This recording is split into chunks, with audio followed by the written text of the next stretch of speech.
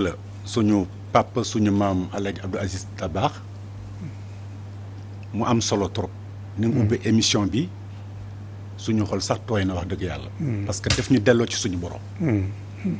njàngat bu am solo am na foofu. li ma si jàpp mooy daf wax nit ñi nañu dellu ci yàlla te itam lépp looy def rek na nga ci xool yàlla. ay jullit lañu. te loolu dafa am solo. askanu Sénégal moo jëkk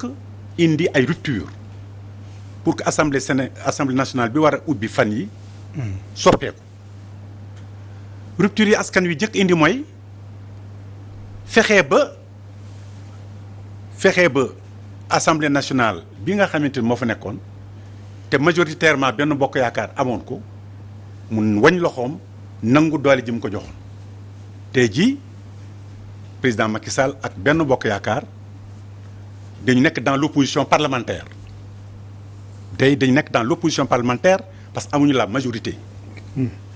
tey jii difficulté yi dina am si ñoom parce que mënatuñu voter loi ordinaire dans les conditions actuelles mënuñu voter loi constitutionnelle dans les conditions actuelles parce que il faut ñu am 3/5 des députés à l'Assemblée nationale. je parle sous le contrôle des parlementaires ici et ceux qui nous suivent. loolu dafa am solo trop donc askan wi jox opposition bi la majorité politique et arithmétique donc la majorité sociologique bi ñu doon yaakaaree ci opposition bi boo dajalee voix yi baat yi nga xamante ni jox nañ ko opposition bi ñoo ëppale fuuf 1,5 million et quelques bi nga xamante ni benn bokk yaakaar am na ko. loolu dafay wane ni tey jii bu loon système électoral bi ni mu demee 82 députés yooyu sax duñ ko am bay rangu keneen 83e. da nga jàpp ne système bi dafa xajam wala. mais système bi kay passé na xajam. si naka. li xew Matam Fuuta foofu dafa am solo trop. dafa am solo te itam xale yi nga xamante ni dañu bindoon war a am seen carte électeur bi ñu demee di ko jëli mais carte yaa ngi fees sous préfecture yi. dañ xale yi mënuñu am seen carte fu ñu demee ñu leen mu ngi fii nekku fii ñuy jaabante ba suba gis ñu donc loolu am solo maintenant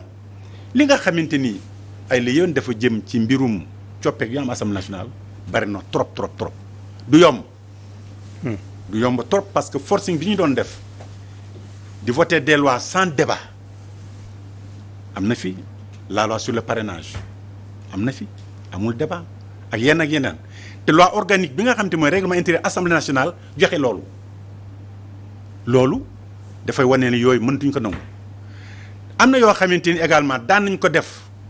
te ñoom ci seen magistère ñu dindi ko mooy les questions d'actualité yu waroon ñëw député yi càmmar ko les questions orales ministres yi ñëw DG yi ñëw comme ni nga ko waxee léegi. ñu taxaw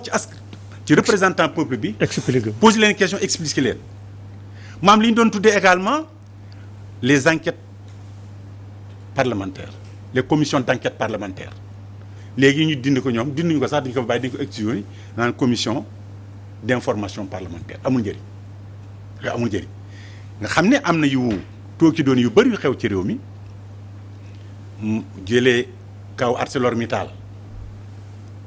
tribunal arbitral de Paris dafa waxoon ni Sénégal ci li nga xamante ni war nañ ko jox ndàmpaay toll na ci 2500 milliards pouvoir bi dem négocier Macky Sall joxe ndigal Aly Ngouille Ndiaye boobu mu nekkoon ministre de l'énergie dal di négocier 75 milliards. xam nga ni yooyu def laaj enquête parlementaire ak yu demee noonu damay gàttal rek ndax soxlul boo ko doon xuus tey. du mën a jeex sa émission bi. mais ay tegtal lay indi rek. donc pour wane ni rek yooyu bokk na ci li nga xamante ni fokk ñu souligner ko. ci assemblée rawatina. ak yelleefu doomu aadama mi nga xam dañ leen xañ seen droit civil ñu mën a wote te teguñu ko fenn te loolu juge ma war a wax ni diw mi def na lii donc man juge maa jël responsabilité ne que yow waratoo bokk ci wote ñu déchoir la droit civil et politique waaye jaar fële rek am nga majorité ne kenn assemblée nationale dal dugg ci code électoral bi dal soppar ñu yooyu xam nga duñ ko seetaan ñun opposition bi. donc ça va être une bataille extrêmement dure. te loolu askan wi moo ko sax kaw Karim Wade ngay junj wala. kaw Karim Wade kaw Khalifa Ababacar Sall ak ñeneen ñoo xamante ni sax ñoo ngi leen di tudd parce que foofu lañ leen di jëmee waaye li ne ci kanam rawatu bët donc c'est pour dire simplement que fi ñu jëm liggéey bu am solo la. ñun en tout cas waa Wallu yaakaar naa ni wane nañu exemple bi on a pris suñu frère Mamadou Lamine Thiam defoon que directeur de campagne nekk un parlementaire aguerri 1998 la dugg assemblée nationale def ko directeur de campagne mu assuré ko doxal ko kooku c'est un bon produit njàngat la boo xamante ni war nañu xam ni fi ñu jëm ñun dañu xam exactement ñu jiite ak ñu ñu fi taal foofu waaye également en dehors de cela ñun dajale nañu bu yàggul les élus de Wallu député yi nga xamante ni ñooy moom la suñu coalition am dajale nañu leen waxtaan nañ ak ñoom te dinañ kon ni di waxtaan ak ñoom bu baax a baax pour que non seulement ñu war leen renforcer seen capacité pour ñu mën a xam exactement liggéey bi nga xam te moo leen di xaar assemblée nationale ñu jàngal leen ni nga xam noonu la ñu war a taxawee waaye également loolu yëpp ñun ak intercoalition bi ak Yewwi Askan Wi ñoo koy defandoo. loolu li tax askan wi jox intercoalition bi doole jox leen majorité à l'assemblée nationale c'est parce que simplement li ñu doon yaakaar ci assemblée nationale bi assemblée nationale croupion ngeen excusez-moi ci expression bi loolu la ñu bëggatul gis ay nit ñuy dóorante kurpeñ ay nit ñuy xaxarante ay nit ñuy joxante wax ju ñaaw ay nit ñuy bokkante ak ay député yoo xamante ni dañ leen jàpp sax ci luubal xaalis bu bon ak i ñu dugg jàpp leen ci ay passeport diplomatique yoo xamante ni vraiment du doy waar la yooyu mooy li nga xamante moo tax askan wi ni art il faut faire un halt il faut faire un arrêt benn assemblée nationale la ñu soxla beneen coppalikaay la ñu soxla yenn anam la ñu soxla loolu yi nag débat la combat la. alors sur toutes ces questions évidemment je pense que bu ñu si xoosee bu baax a baax. di leen indil yi nga xamante ni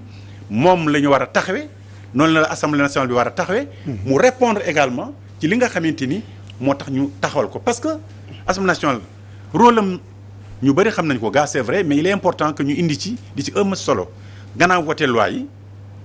waaye également évaluation des politiques publiques. yaakaar naa wax ngeen ko léegi loi de finance bi nga xamante ni dañ koy voté te mu yor dépense état bi ak yeneen projet état bi te ñu jox ko ci ñu jox ko war ko jox ministères yi ak directeurs généraux ñu war ko exécuter te ñu nemmee ci ay njombe ay rapports yu bëri tukkee ci inspection générale d'état wane na ko ay rapports yu bëri tukkee OFNAC wane na ko ay rapports yu bëri tukkee ci cour des comptes wane na ko mais waa ji nee na maa ci teg sama conc waaye loolu ba kañ ba naa ba daan yooyu il faut que ñu soppar ñu ko il faut assemblée nationale ñu jox ko sa vocation première et puis ñu wane ni également c'est une institution boo xamante ni dafa am sañ-sañ di contrôler l'action gouvernementale dafa am sañ-sañ di càmbar la nga xamante ni jox nañ ko ministres yi wala directeurs généraux ñu koy liggéey ñu war a xool lañ leen jox fu ñu ko dugal ak fu mu yoll xoola mbënn mi waaw xoola mbënn mi ñu ñëw ci après jël nañ 766 milliards pour un plan décennal pour la lutte contre les inondations 2012 ba 2022 10 ans au niveau national Sénégal yëpp la ñu waxoon ni dootuñ gis ci fenn fu am mbënd xoola Ndakaaru rek ñu mel tey rawti nag yeneen yi yooyu nag au lieu ñu def commission d'enquête parlementaire ñu def commission d'information xam nga yooyu amul njëriñ yooyu ay caaxaan la moo tax askan wi seen jëm bopp ñoo jël seen loxo jël seen lépp ñu ne stop ñu arrêté leen parce que fi ñu jëm baaxul. jërëjëf kon liggéey bi leen di xaar daal yaatu na lool ci assemblée nationale ci 14e législature bi am na ñuy wax encore caisse noire yi ndax dañ leen war a càmbaraat ak yu mel noonu xëy na yooyu ci seen combat yi